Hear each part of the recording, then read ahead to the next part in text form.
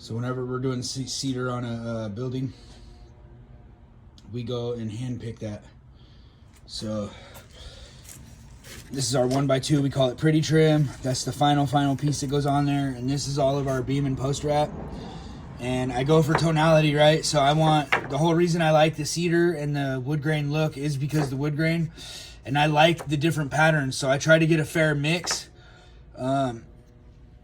of mid-tones, and then I'll go with a couple of darker boards and a couple of really lighter boards. And we do that on purpose to try to mix it up. And then I feel like once we have everything up and stained, these lights over here, I think are gonna really make that pop. And if you look up here, there's like a couple that are kind of mid-tone, and then there's a couple that really pop with the grain.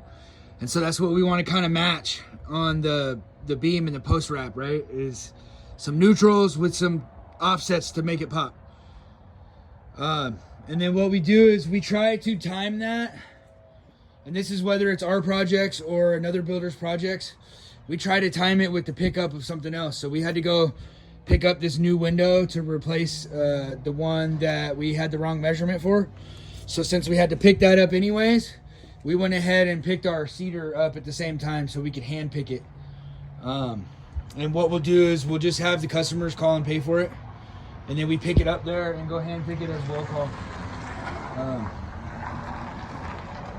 It's just easier sometimes and less keeping track of things on my end if I just call and put the order in and then have the customer pay directly to it as a cash account under my business name, so they still get the better pricing. Helps everybody all the way around. And I don't do material markups, right? So I charge a lot for my labor, but I don't do any material markups, so that doesn't change my bid at all. And when we do a bid for a customer, I give them my high labor price, and then I get them a rough ballpark number of what I think the materials are going to cost. And from there, it just really depends on the extras that you're choosing to go onto your house, right? So like this soffit is cheaper than that soffit, right? That's cedar T&G, so that's some of the more expensive soffit material that you could buy. I priced this job out at the rough price of the enclosed LP soffit, and then I ask you later as we get to the actual building of your project, you know, what design you actually want. And so for this customer, they really wanted the cedar look here at the front with the new lights, and so that's what we're going to provide. And it doesn't change my end of the labor cost per se. It just changes and increases the price on the materials end a little bit, again, just because cedar is more expensive than plywood, right? So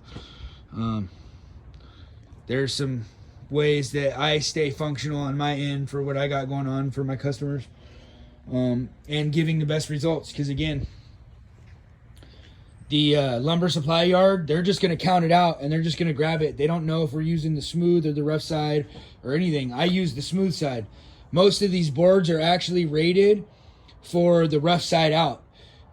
So you have to go in there and kind of pick through the boards to make sure the smooth side's going to work for you and there's not a bunch of dings and nicks in it, right? So that's what we do, and that's why we go hand pick this stuff. Thanks for watching.